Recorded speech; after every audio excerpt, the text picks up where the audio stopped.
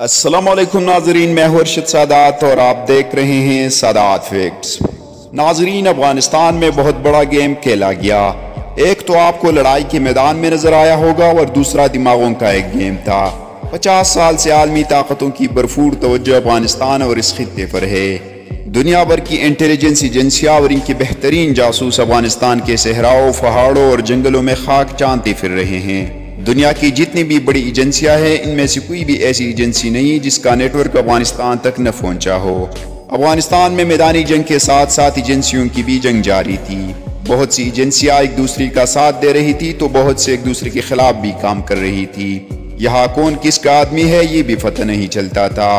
आपने double agent का नाम सुना होगा, यानी एक आदमी एक वक्त में एक एजेंसी के लिए काम कर रहा होता है और उसी वक्त में दूसरी एजेंसी के लिए भी काम कर रहा होता है। लेकिन आपको हैरत होगी कि अफगानिस्तान में ऐसे बहुत सारे एजेंट थे जो 2 से ज्यादा एजेंसियों के लिए काम कर रहे थे। इसलिए कोई किसी पर एतबार नहीं करता था, हर किसी को शक की निगाह से देखा जाता था। अपना असल गेम कोई किसी को नहीं बताता था। मिसाल के तौर पर अमेरिका के फरिश्तों को भी इल्म नहीं था कि अशरफ गनी ऐसे भाग जाएगा। जिस तरह अशरफ गनी का अपना एक गेम था, इसी तरह हर एजेंसी अपना अपना रोल प्ले कर रही थी। मैदान जंग में अफगान तालिबान को फतह हासिल हुई। अब देखना यह है कि इस सारी गेम में किस मुल्क की एजेंसी अपने मकसद में कामयाब रही।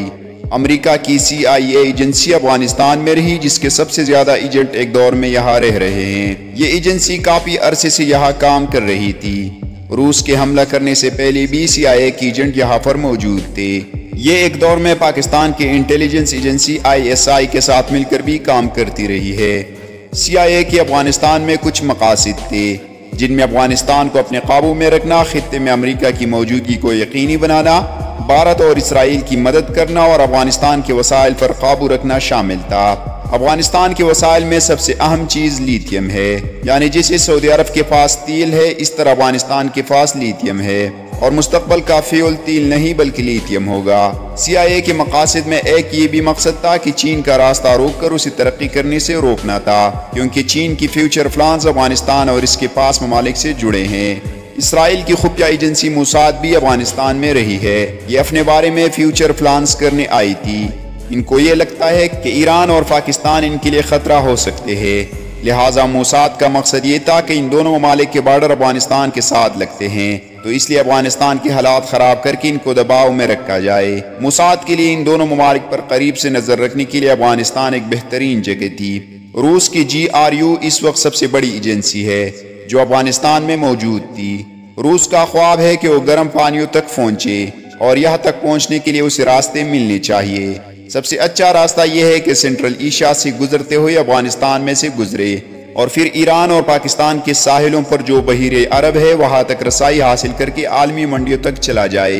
ये रूस की बहुत पुरानी ख्वाहिश है। दूसरा, अफगानिस्तान के वसाइल पर भी इनकी नजर थी, इसलिए वो जरूरी समझते हैं कि इस खित्ते पर इनका असर रहना चाहिए। चीन की इंटेलिजेंस एजेंसी MSS भी अफगानिस्तान में मौजूद रही। ये मुस्तकबिल में तिजारत करना चाहते हैं, सीफेक बना रहे हैं, इसलिए वो अफगानिस्तान के बंद रास्ते खोलना चाहते हैं। अफगानिस्तान की मादनी वसाइल पर कब्जा करना चाहते हैं। अफगानिस्तान में इंडस्ट्री लगाकर पैसा बनाना चाहते हैं। यहाँ के तमाम वसाइल को इस्तेमाल करके वो फ्यूचर की सुपर पावर बनना चाहते हैं। इसलिए चीन ने अपनी एजेंसी को अफगानिस्तान में रखा। भारत की राह खुफिया एजेंसी पाकिस्तान को दूसरी तरफ से मसरूफ रखना चाहती थी। पाकिस्तान के मशरक वाली सरहद पर भारत है और मगरब वाली सरहद पर अफगानिस्तान है। इसका मकसद ये था कि इससे पहले कि पाकिस्तान कश्मीर और दूसरे मसाइल पर मशरकी सरहद पर मद्दे मुकाबिल हो, तो क्यों न पाकिस्तान को मगरबी सरहद पर मसरूफ रखा जाए। इस एजेंसी ने अफगानिस्तान में बहुत सी बड़ी इन्वेस्टमेंट की और दर्जनों कैंप्स बनाए। वहाँ पर दहशतगर्दों को ट्रेनिंग दी और इनको पाकिस्तान के खिलाफ इस्तेमाल किया।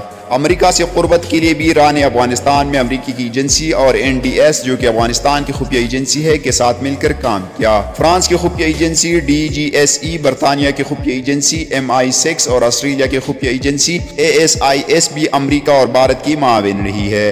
और भी बहुत सी ममालिक की इंटेलिजेंस एजेंसियां अफगानिस्तान में अपना अपना रोल प्ले करती रही है। अब बात करते हैं कि इस इंटेलिजेंस एजेंसी के जिसे थोड़ा अरसा पहले तक सब नाकाम करार दे रहे थे, अब सारे इसकी तारीफ कर रहे हैं। भारतीय रिटायर्ड ऑफिसर ये कह रहे हैं कि अफगान जंग में कामयाबी किसी और की नहीं बल्कि ये ISI की है। ان کی طرف سے یہ الزام لگایا جا رہا ہے کہ ISI نے بڑی آسانی سے افغان فوج کو ہتھیار ڈالنے کے لیے آمادہ کیا، افغان حکومت کے اندر انتشار پیدا کیا، اشرف غنی کو اکیلا کر کے بھاگنے پر مجبور کیا، اور بغیر لڑائی کے طالبان کا جو آج افغانستان پر قبضہ ہے اس کے پیچھے ISI کا ہاتھ ہے۔ پاکستان نے ایسا کوئی اب تک دعویٰ نہیں کیا، لیکن سارے پاکستان کا اعتراف کر رہے ہیں اور کہہ رہے ہیں کہ یہ ایک ایسی ایجنسی ہے جس نے واقعی میں دنیا کی ٹاپ ایجنسیوں کو نہ صرف افغانستان میں شکست دی بلکہ ایسا ماحول بنا دیا ہے کہ جیسا یہ چاہ رہے ہیں ویسا افغانستان میں ہو رہا ہے۔ ISI کا کام افغانستان سے ہونے والی دہشت گردی، منشیات اور اسمگلنگ کو روکنا تھا۔ پاکستان میں جو علیحدگی پسند گروپ ہے ان کو افغانستان سے امداد ملتی تھی، اس کو بھی روکنا تھا۔ بھارت نے جو افغانستان میں دہشت گردی کے لیے کیمپس بنائے تھے ان پر نظر رکھنا اور پاکستان کے خلاف افغانستان میں پیدا ہونے والی تمام سازشوں کو ناکام بنانا ISI کا کام تھا، کیونکہ یہ پاکستان کی بقا کا معاملہ تھا۔ عالمی سطح پر پاکستان کے امیج کو بہت تباہ کیا گیا ہے، اس کے باوجود سب لوگ یہ بات تسلیم کرتے ہیں کہ دنیا کی درجنوں ایجنسیاں افغانستان میں وہ نہیں کر پائی جو ایجنسی ISI نے اپنے ملک کو محفوظ بنانے کے لیے افغانستان میں کیا ہے۔ اس کامیابی کے پیچھے ایک وجہ یہ بھی تھی کہ دنیا کی باقی ساری ایجنسیاں افغانستان میں اپنے مفاد کے لیے لڑ رہی تھی اور ISI واحد انٹیلیجنس ایجنسی تھی جو اپنی بقا کے لیے لڑ رہی تھی۔ یہ ہے دنیا کی تمام ایجنسیوں اور ISI کے درمیان سب سے بڑا فرق۔ پاکستان زندہ باد، ISI فائندہ باد۔